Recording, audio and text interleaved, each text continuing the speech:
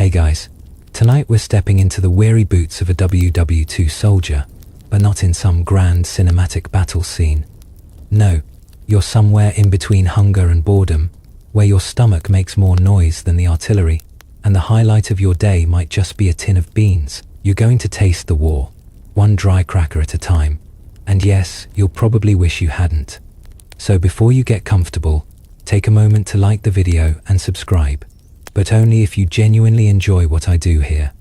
I invite you to leave a comment sharing where, in the world you are tuning in from, and what time of day it is for you. It is always warming to know how vast our community of nocturnal historians reaches. The air smells faintly of cordite and something else. Meat stew that's been boiled down into an unrecognizable sludge. You hold the metal mess tin in your hands, feeling the warmth seep through your gloves, even though the food inside has all the visual appeal of wet cardboard. A soldier next to you smirks. "Could be worse," he says, scooping a spoonful into his mouth with exaggerated relish. You're not sure whether to laugh or pity him. Rations aren't just food out here. They're currency, comfort, and sometimes the last thread holding your morale together. Every soldier has his way of making them last, whether it's eating slowly to savor each bite, or trading the canned meat for someone's biscuit, because you just can't stomach another greasy mouthful. The official ration pack, designed by men far away from the mud and noise, is meant to give you energy for the day's work. It does, but it also teaches you the fine art of pretending you enjoy something you don't. You take a bite of the biscuit. It's so dry, you think it might predate the war entirely. Rumor has it, some soldiers have carved them into chess pieces. One guy swears they're just recycled ship hulls. Historians still debate whether these stories are pure exaggeration or rooted in a grim kernel of truth. The irony is, these rations are meticulously calculated. Calories, protein, fat, all balanced like a lab experiment. And yet, somehow, the result tastes like a dare. The meat comes in dense cubes that don't quite resemble any animal you've ever known. Vegetables are more of a suggestion than a reality, tiny flecks suspended in gravy that could pass for muddy water. The thing is, you learn to eat them because you have to. Not eating means less energy, and less energy means you'll be the one lagging behind when the march starts. Out here, the battle isn't just against the enemy, it's against your own reluctance to open another can. The smell alone could make you homesick for anything cooked in an actual kitchen. You watch a fellow soldier unwrap a chocolate bar from his emergency kit. He's been saving it for weeks. A small crowd gathers, eyes fixed, like wolves around a campfire. He breaks it into pieces and shares it out. The taste, sweet, creamy, cuts through the monotony like sunlight after a storm. It's gone in seconds, but for a moment, you're all somewhere else entirely. And as you sit there scraping the bottom of the tin, you start to understand the strange bond soldiers form over these meals. The shared jokes, the grimaces, the occasional traded treasure. This is your lifeline, not just the food, but the ritual of eating together, even when what's on the menu is practically inedible. As you finish off the last of your biscuit, you find yourself looking around at the various cans scattered around the trench. There's something almost comforting about their uniformity.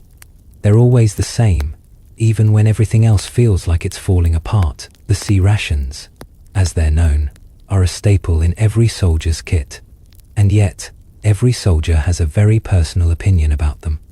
You could argue the contents are more of a mystery than a meal. There's a faint rumor floating around that the ingredients have never been fully disclosed. Some say they've been made with whatever was available at the time. Everything from turkey to mystery meat. It's hard to know exactly what's in the can, but it's not the kind of thing you want to dwell on. You pry open another tin, hoping for something that might resemble food. Inside is a lump of something that looks vaguely like ham, if ham had been boiled for hours and then left out in the sun. But you soldier on after all. This is what you've got. There's no way to avoid it. You've been taught to think of C-Rations as fuel, not food, something to get you through the day, not something to enjoy. What's in the C-Ration? Well, it's about what you'd expect in wartime. High calorie, high fat, and high protein to keep you going. But the soldiers themselves never seem to speak about it fondly. Some of them joke that C stands for crap, while others tell stories of adding hot sauce to make it edible. Historians still argue about whether the lack of taste was intentional or simply a result of poor planning. Could have been the factory production schedule, or maybe it was just too much emphasis on calories and not enough on flavor. At the same time, there's something strangely communal about it. You might not like your C-Ration, but chances are your mate doesn't like his either. So, you're in this together. You both open the tin, share a few grumbles, and do your best to pretend it's gourmet. But what about the coffee? The other thing you know you can't live without. Maybe it's not the caffeine, it's the ritual, the process of brewing something that smells, at least for a moment, like home. Soldiers would huddle around a small fire, boiling water, their breath visible in the cold air, as they wait for the perfect brew. The coffee, if you could call it that, was often little more than burnt grounds floating in hot water. But it was hot, and it was liquid. It was the closest thing to comfort you could find in a world that had forgotten what comfort was. The instant coffee packets, with their slightly bitter taste and gritty texture, became a soldier's saving grace. You could never quite get rid of the aftertaste, but the warmth, the small moment of civility it brought, was priceless. Imagine being deep in the forest, far from any kind of civilization, and still having that small indulgence to look forward to. Of course, there were always those who had their own little tricks. One man would keep a small stash of real coffee he had traded from another unit. Another, a former barista, would try to brew a stronger cup by adding more grounds, creating something that was less. But even then, it was a ritual. You find yourself smiling as you think about the soldier who went on and on about his perfect coffee recipe, which, as it turned out, involved a tin can, a piece of cheesecloth, and a lot of trial and error. He swore by it, but everyone else just shook their heads, pretending not to notice. Funny how something as simple as a hot drink can become a symbol of stability in the chaos. Though you've seen it all, soggy biscuits, unspeakable meats, coffee that could strip paint off walls, there's one thing that remains: the importance of the shared experience. The food might not be what you wanted, but the conversation, the camaraderie, and the understanding that you're all in this mess together, that's what gets you through. You reach into your pack searching for anything remotely edible. The one thing you're hoping for, praying for, really, is a bit of chocolate, maybe a piece of fruit. But alas, the chances of that happening are slim. The military doesn't really do luxuries in the trenches. What it does provide, though, is something far more bizarre. The C-Ration, this, my friend, is an entirely different beast. The C-Ration was designed as a compact, lightweight ration for soldiers on the move. It was easy to carry, efficient in providing calories, and packed with a multitude of strange, and often questionable, ingredients. It could, theoretically, keep a man fed for a day or two. But how do you feel about eating something that might double as a doorstop? Inside the C-Ration you'll find 3 separate components: a breakfast, a lunch, and a dinner. Each has its own little compartment, as if they were meant to make you feel like you're still having a meal, despite the chaos around you. The breakfast, a packet of powdered eggs. The lunch, a tin of meat that, once again, doesn't resemble anything you've ever seen before. The dinner, a packet of something that's supposed to be beef stew, but in reality, it is a thick, gelatinous mess that doesn't quite make it past your taste buds. But there's something about the C-Ration that soldiers swear by. Besides the obvious survival factor, the neat little compartments, the fact that it doesn't require any cooking, and the real kicker, the tiny pack of gum. Ah yes, chewing gum, a soldier's true ally. You would have thought that after days of eating the same bland meals, you'd lose your appetite for something as simple as gum. But no, that little piece of sugary comfort became a precious commodity. Soldiers traded it like currency, 1 piece for a can of beans, 2 for a pack of smokes. There was even a rumor that some soldiers would chew their gum only on special occasions, as if they were saving it for a rainy day. The gum didn't last long though. It would stick to everything. Your boots, your gloves, your rifle. And when you finally decided to chew it, it often tasted more like cardboard than anything remotely enjoyable. But it was part of the routine, part of the rhythm that kept you going. In a world where everything was unpredictable, where tomorrow might never come, chewing that gum was a small act of control. The most ridiculous part of the C-Ration, the chocolate bar. They called it chocolate, but the soldiers knew better. It wasn't chocolate. It was a waxy block of sugar and cocoa powder, congealed into something that could possibly survive a nuclear blast. The texture was something between chewing on a tire and licking the bottom of your boot. But once again, it wasn't the taste that mattered. It was the sense of normalcy, the comfort in knowing that for just a second, you could pretend you weren't deep in the woods, surrounded by dirt, mud, and constant gunfire. And so, with your C-Ration, you carry on, you eat. Not because you're hungry in the traditional sense, but because you're still alive. You chew gum, even though it's sticky and tough, because it's one of the few things you can control. You open the tin of meat and try not to gag, knowing that there's no other option. The food may be awful, but it's a ritual that binds you to the other soldiers.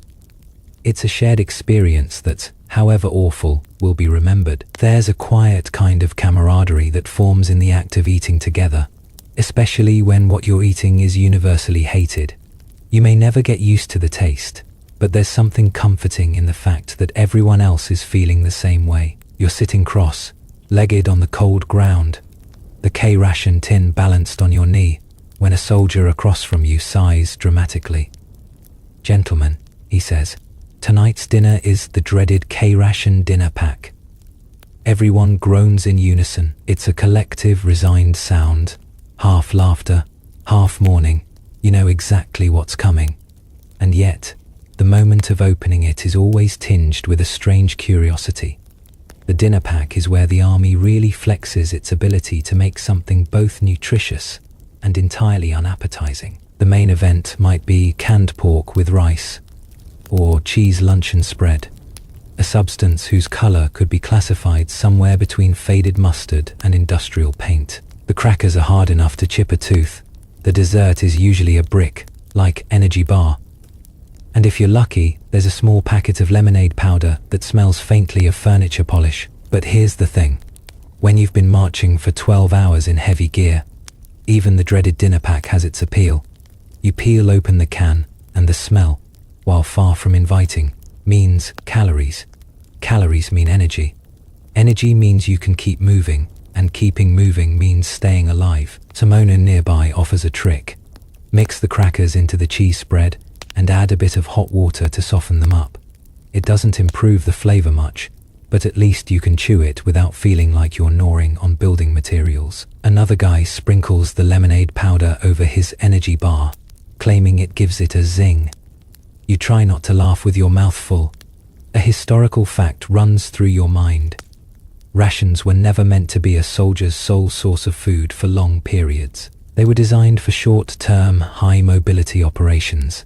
But in practice, soldiers often lived on them for weeks at a time, and historians still debate whether that overuse caused more harm than good, especially to morale. You suspect the answer is yes. The funny part, even the worst parts of the dinner pack have their defenders. There's always that one soldier who swears he actually likes the cheese spread. He'll trade away his gum or chocolate bar just to get extra tins of it. "It's an acquired taste," he says, as if defending a fine wine. You watch him eat with genuine enthusiasm and wonder if maybe he's just lost all connection to reality. A peculiar ritual has emerged around dinner packs too. The moment someone opens theirs, others will wander over to see if there's anything worth trading. If you don't like your main, maybe you can swap it for someone's dessert. Or, if you're clever, you can hoard the more desirable items and trade them later for smokes, or even dry socks. Food here isn't just fuel, it's a microeconomy. The coffee packet, often tossed aside earlier in the day, suddenly makes a reappearance.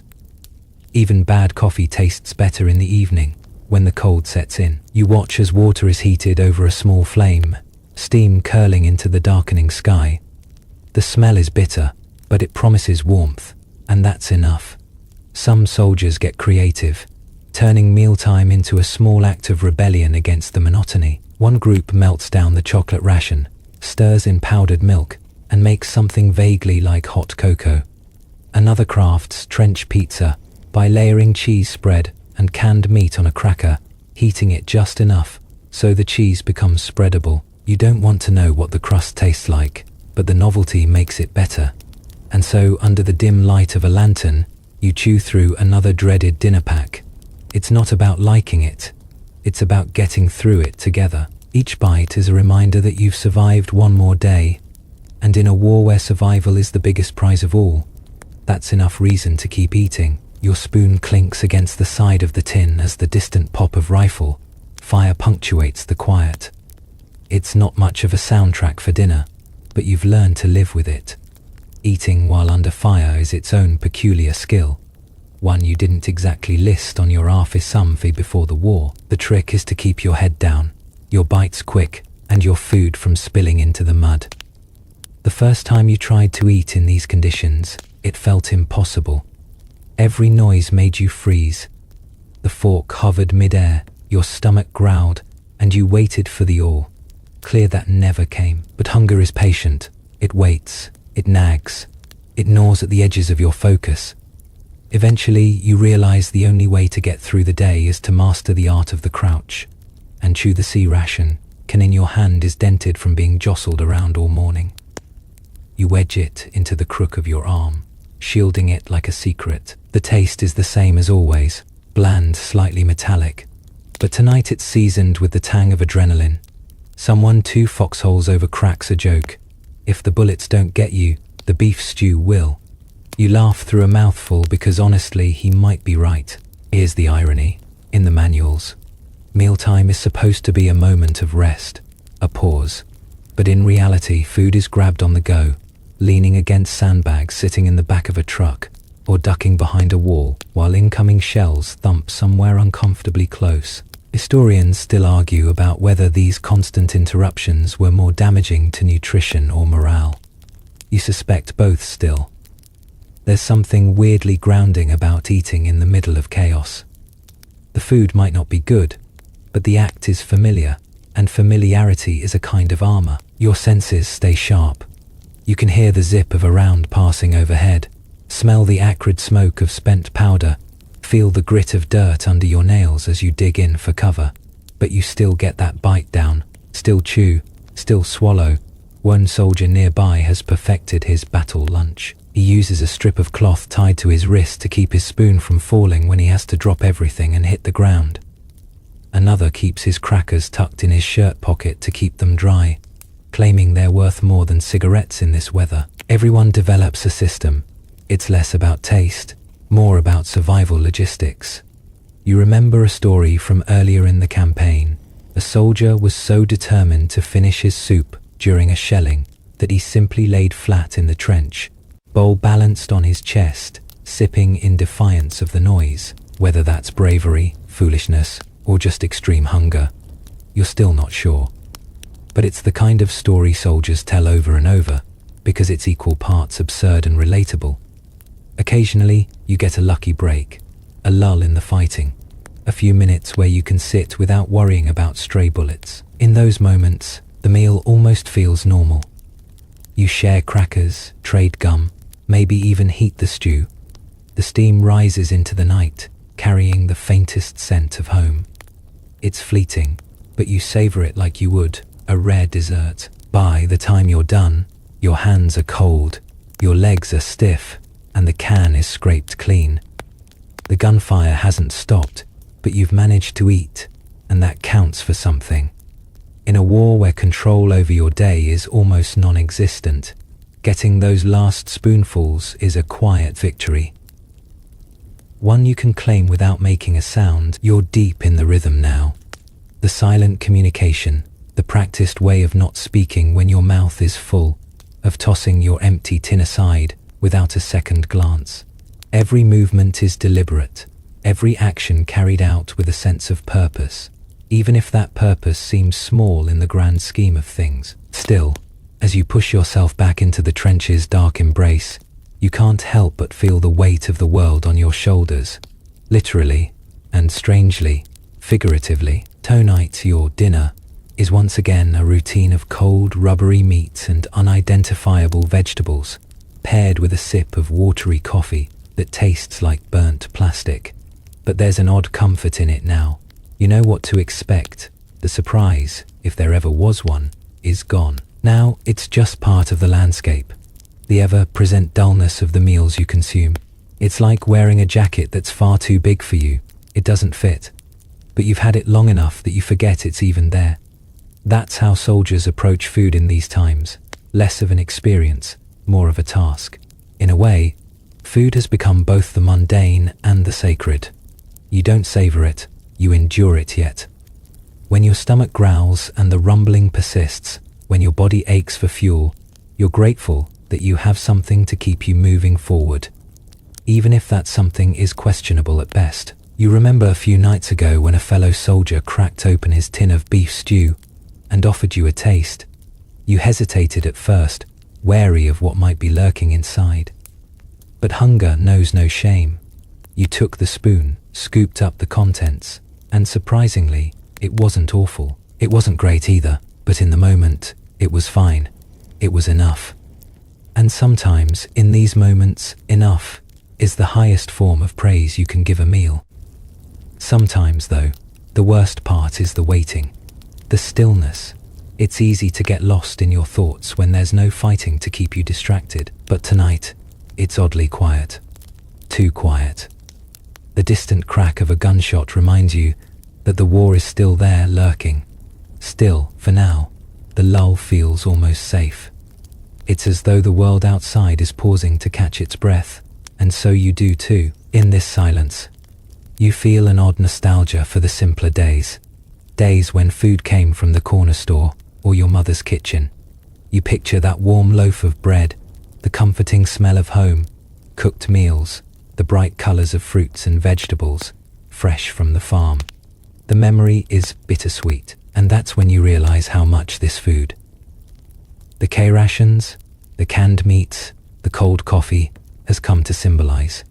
It's not just fuel, it's a constant reminder of what's been lost, of what you're all fighting to protect. In moments like these, the simplest foods take on a new meaning. A single, small bar of chocolate, for instance, is no longer just candy. It's a fleeting piece of home, a taste of sweetness that's become a luxury. Soldiers hoard their chocolate like treasure, exchanging bits of it for something as simple as a few minutes of peace. You think back to a time before the war, when the luxury of chocolate, of any treat, was just something you took for granted. It's strange to think of those days now, when the routine of survival has so thoroughly consumed you. But in the quiet, in the moments between bites, those memories surface, and, for just a moment, the taste of stale crackers and reconstituted stew is overshadowed by the warmth of a distant past. The sound of a distant rumble brings you back to the present. The silence has broken. Another round of incoming fire, another reason to hunker down. But you're ready, you've eaten, you've replenished, and now it's time to get back to it. In this strange way, the food you eat, no matter how unappetizing, is a reminder that you're still here, still alive, and that, for now, is enough. You'd think by now, after all the months of marching, fighting and rationing, that you'd have grown accustomed to the rhythm of it all. The food, the chores, the constant strain of your body, and the heavy weight of being both soldier and survivor. But somehow, each day still feels like a fresh trial. One minute you're trudging through a swamp, your boots sinking into the muck with every step. The next you're huddled down in a foxhole with the taste of last night's ration still lingering in your mouth. Today's meal isn't much different from the others, but it's not the food that catches your attention this time. It's the sound of a single, solitary bird chirping from the tree line. It's so unexpected that you freeze, your spoon halfway to your mouth. The chirp is simple, soft, and utterly out of place. It's a reminder that, despite everything, the bombs, the mud, the fighting, life still goes on.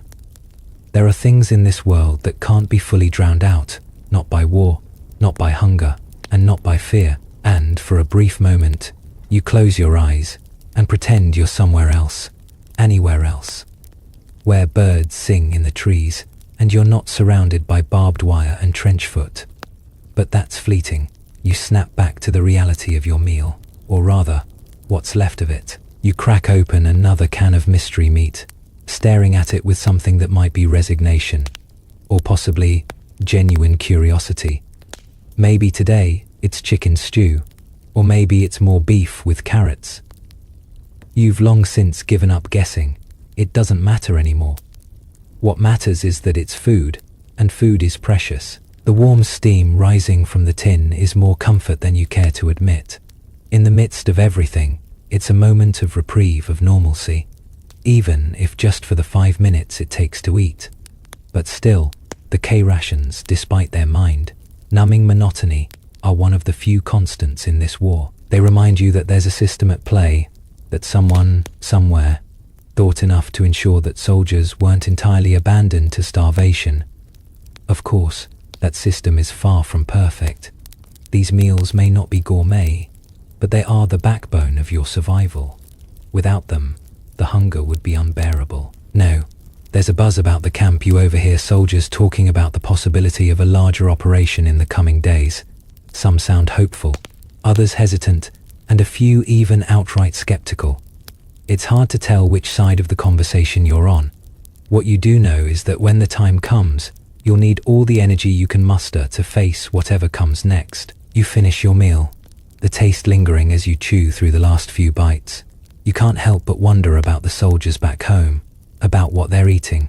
Do they have the luxury of fresh bread, warm soups, and the comfort of a real meal? Or are they too eating things they'd never imagined? And if they are, do they ever think of you, stuck here in the mud, making do with a tin of something unidentifiable, wishing for just a moment of real food?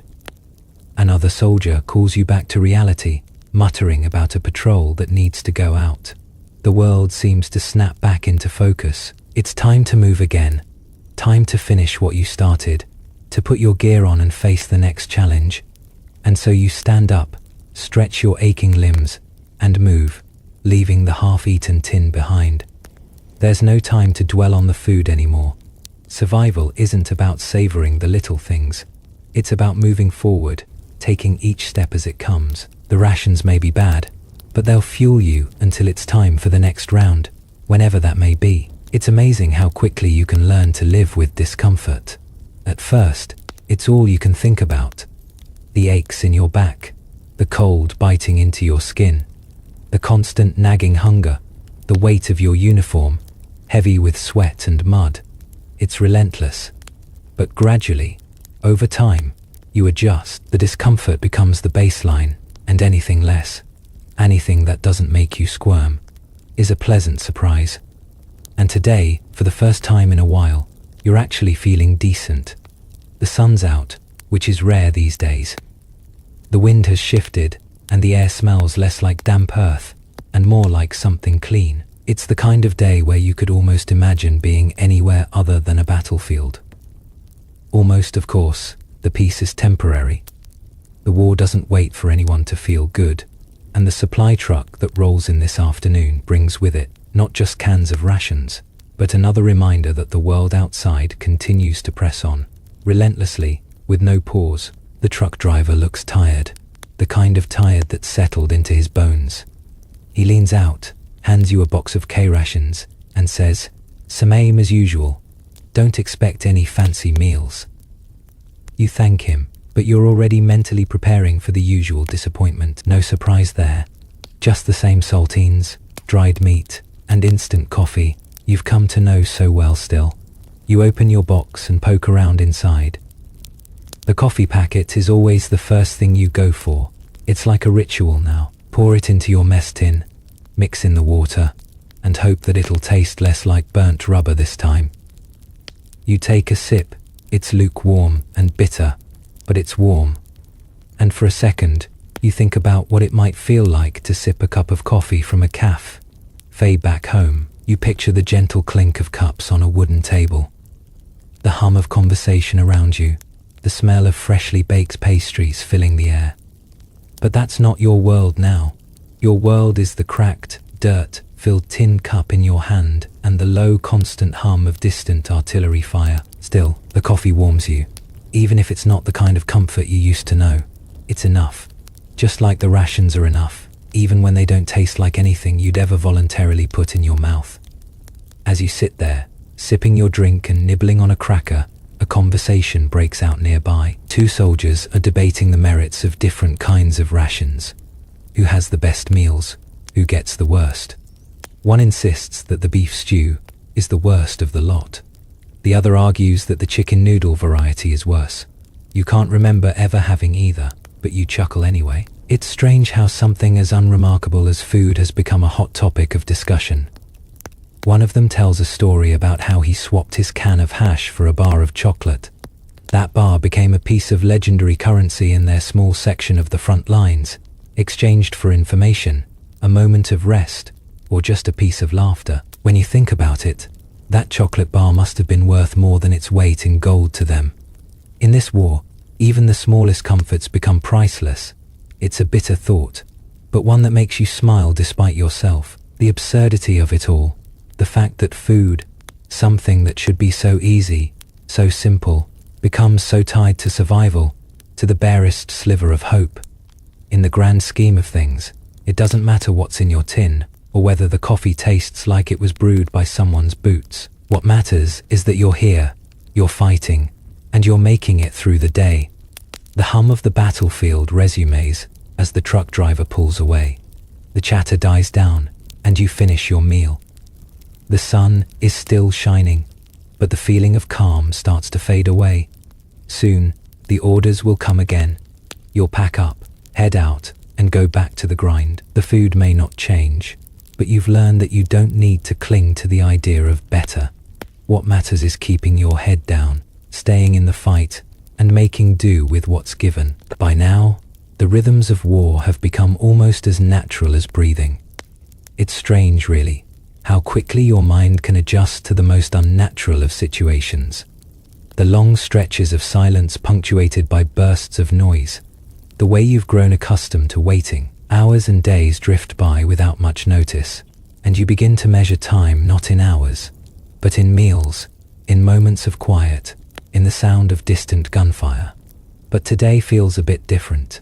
Maybe it's the cool breeze that's kicked up, or perhaps it's the fact that for the first time in what seems like forever, you've had a full meal. Your last ration wasn't so bad, especially compared to the previous days, where it felt like chewing on cardboard. Today, though, there's a sense of something more, something that feels almost human.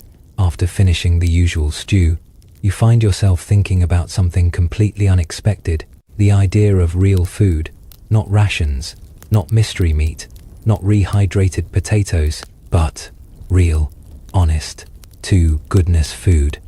The kind of food you'd find in a restaurant, or maybe, if you're lucky, a home-cooked meal at the end of a long day. For a moment, you picture yourself sitting at a table, a steaming bowl of soup in front of you, a loaf of freshly baked bread on the side. It's almost funny how something so simple, so ordinary could feel so distant. The aroma fills your nostrils, and for just a second, you can almost taste the warm, savory broth. But you snap back to the present. The sound of boots crunching through dirt pulls you from the fantasy. One of your comrades, a lanky guy with a half-hearted smile, hands you a can of peaches, the kind of thing soldiers whisper about. Peaches in syrup, a delicacy in the midst of disaster.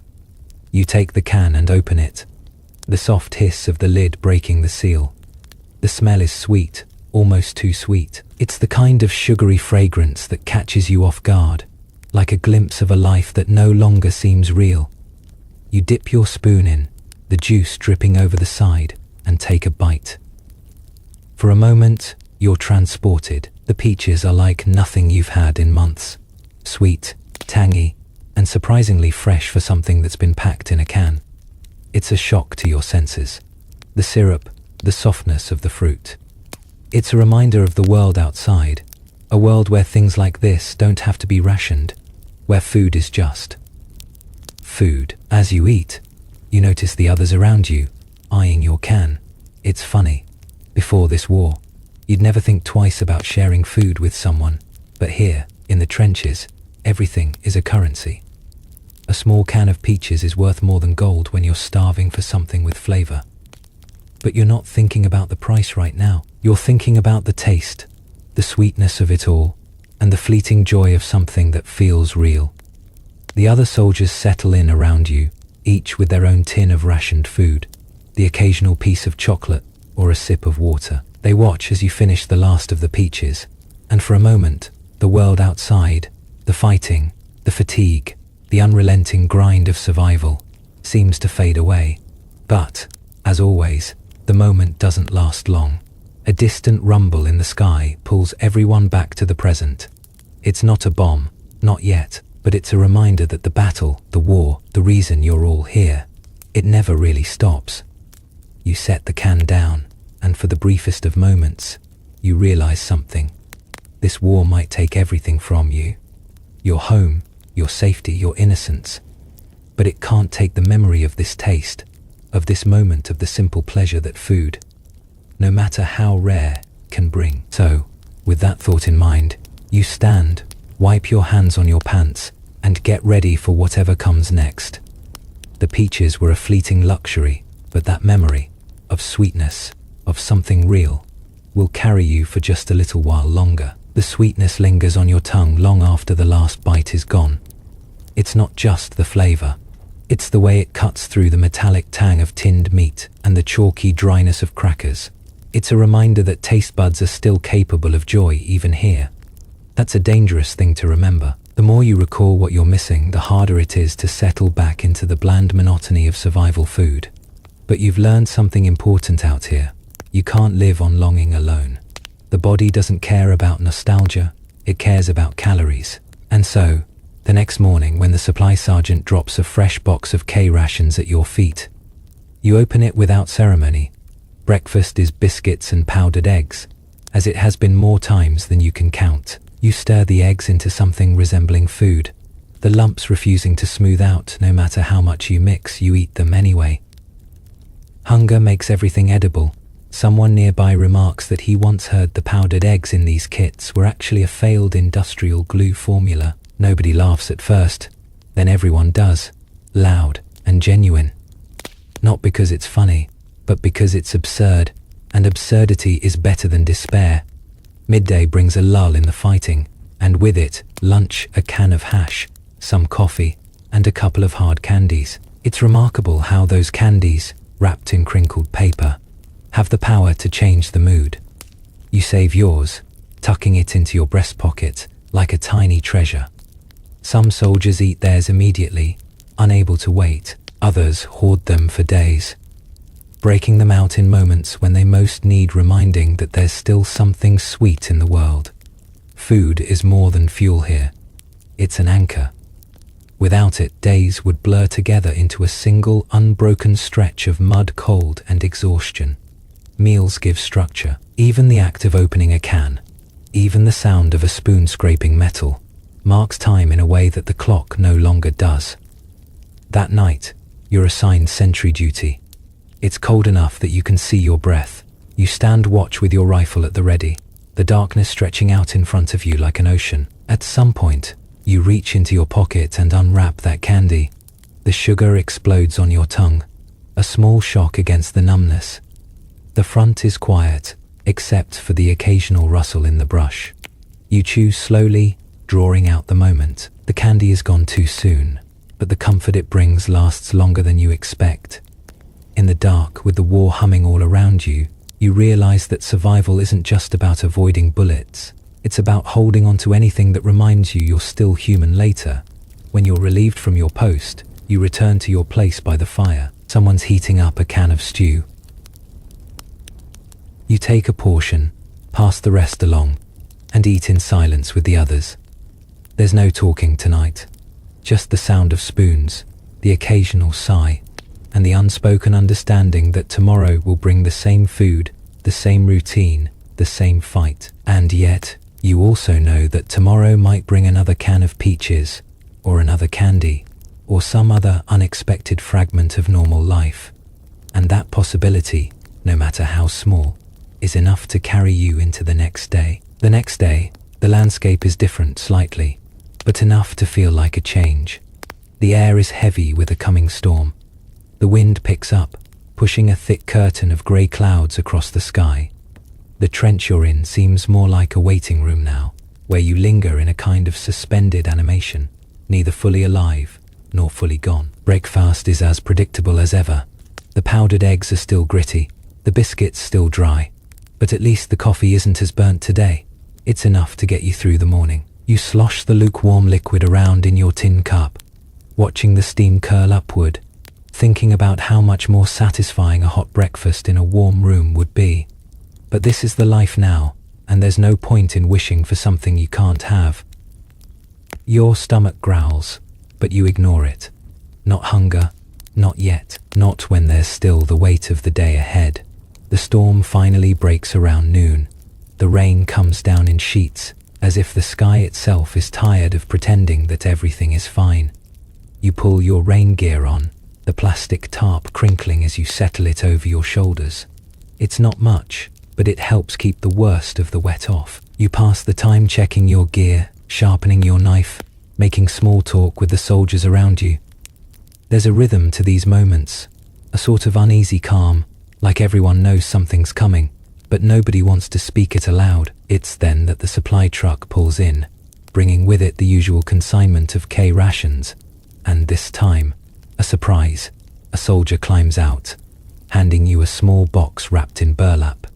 It's a strange thing to receive, especially here. You tear at the wrapping, and inside, there's a loaf of bread.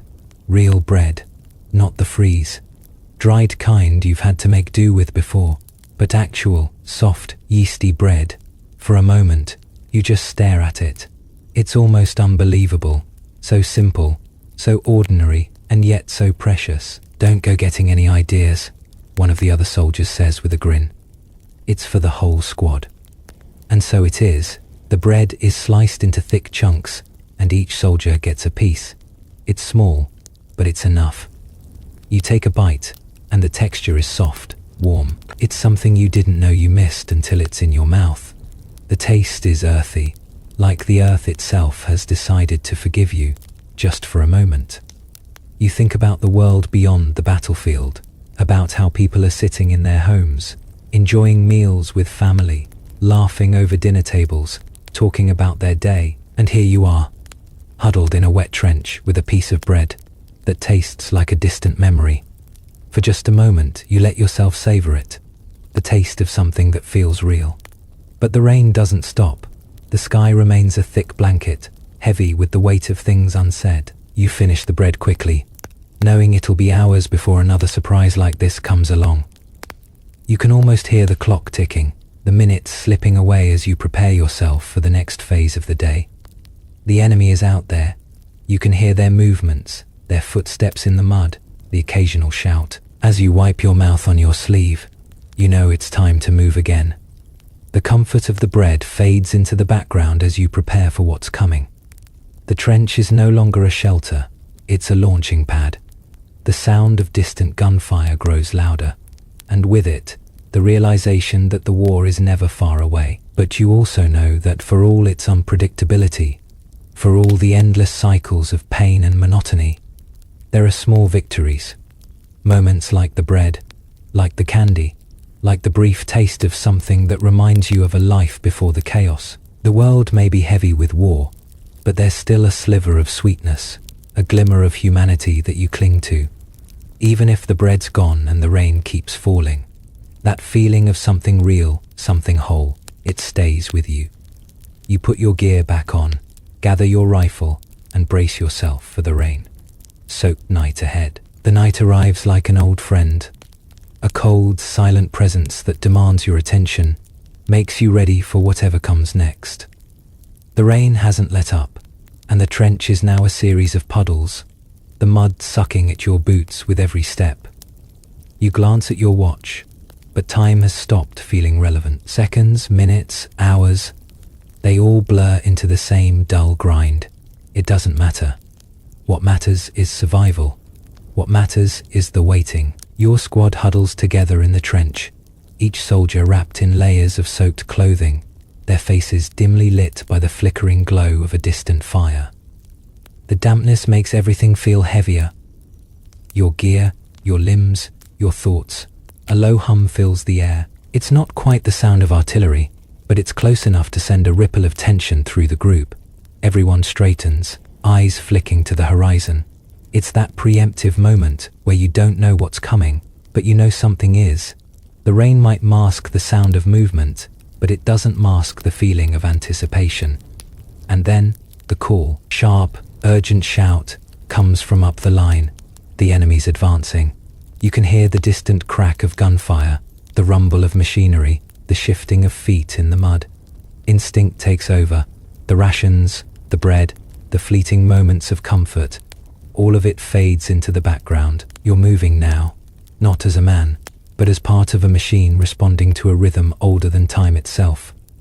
You fall into formation, your rifle gripped tightly in your hands. Your body moves on muscle memory alone. You don't need to think about the steps, just the objective. The rain stings your face as you crouch low, slipping through the trench with your comrades. Each of you communicating without words, your eyes saying everything your mouths can't. The sky cracks open with another round of thunder. The sounds of the battlefield grow louder, sharper. Your heart is racing, but your mind is focused. This is what you've trained for, what you've endured for all these months. This is where the food, the breaks, the brief moments of human connection, none of it matters.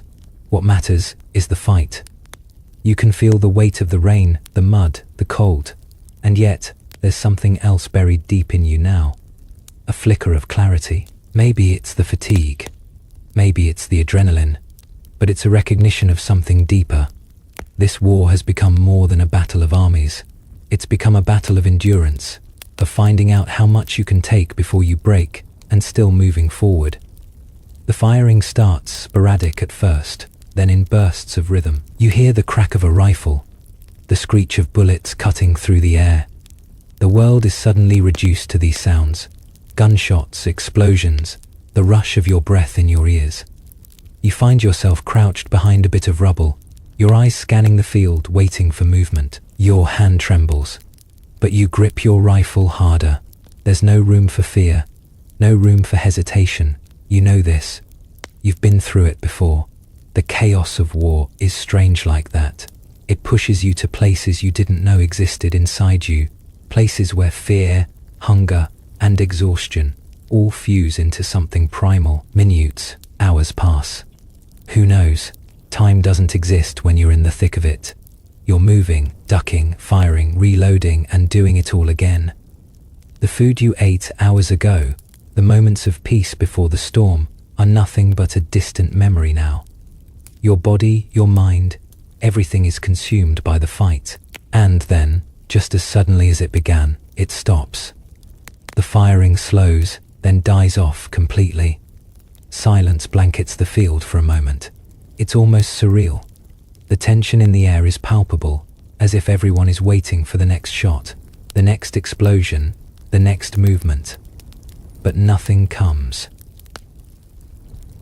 You exhale slowly, your hands are trembling, not from fear, but from the sheer force of having survived another round. You glance around at your squad.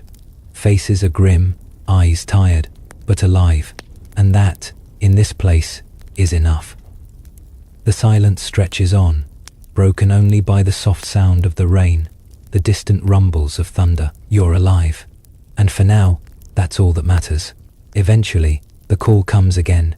You retreat, not with a sense of victory, but with the quiet understanding that this is just another day in the war. A fleeting, fragile victory at best, but a victory nonetheless. You make your way back to the trench, your legs heavy with exhaustion. The night isn't over, but it feels like a lull, like the calm before another storm. You settle back in, your rifle close, your body aching, but your mind alert. The food might be the same tomorrow, the routine might be a repeat, but tonight, for just a few hours, you can rest. The rain continues, steady and unrelenting. The rain doesn't stop for the rest of the night. The steady thrum against the canvas of the shelter becomes a lullaby, or perhaps more accurately, A reminder, it's as though the earth itself is trying to drown out the noise of war, to soothe the constant tension that binds everyone here. You can't remember the last time you slept soundly, but tonight, sleep is a distant thing. Instead, you find yourself staring at the walls of the trench, the darkness all around you, trying to make sense of the hours that have passed. You're all wet, cold and tired, but the adrenaline from the fight has worn off, leaving only a hollow emptiness behind. You don't talk much. There's no need. The moments after an engagement are heavy with thoughts that need no words. Each man in the trench is processing, quietly his own way, remembering the ones lost, the faces, the sudden jolts of fear, and the strange odd comforts of moments like these. A soldier beside you, a quiet guy you've only known by his last name, Watson, pulls out a tin of what looks like stale tobacco. He packs his pipe methodically, without a word. The motion is familiar.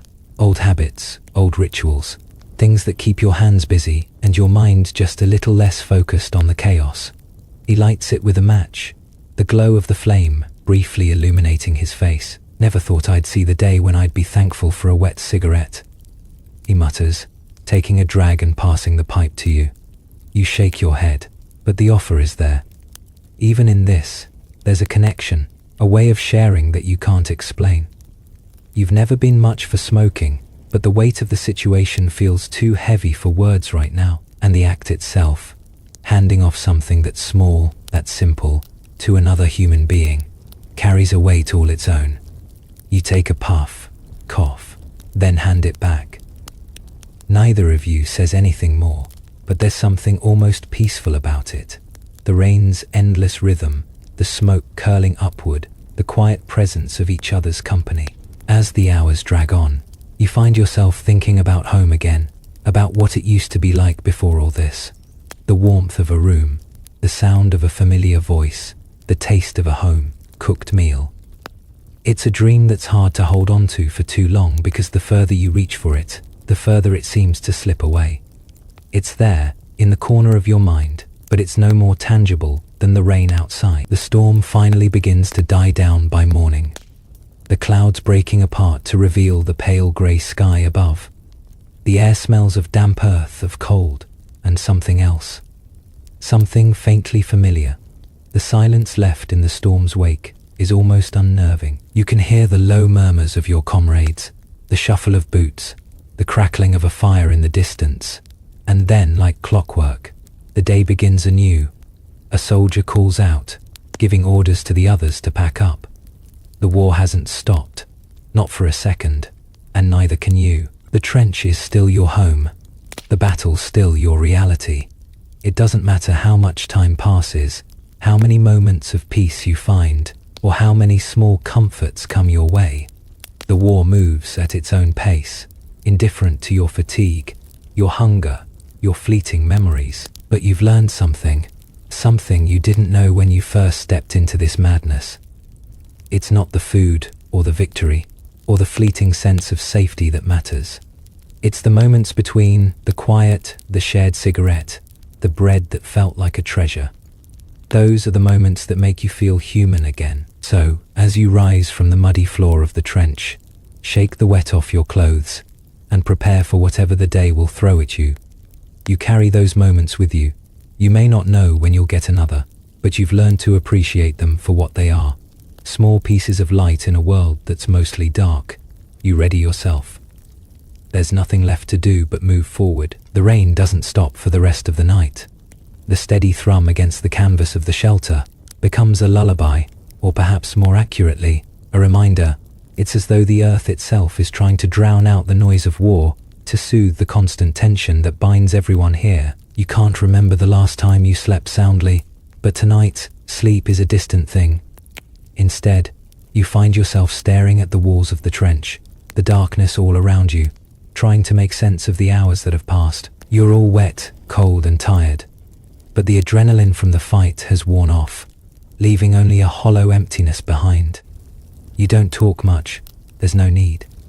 The moments after an engagement are heavy with thoughts that need no words. Each man in the trench is processing, quietly his own way, remembering the ones lost, the faces, the sudden jolts of fear, and the strange odd comforts of moments like these.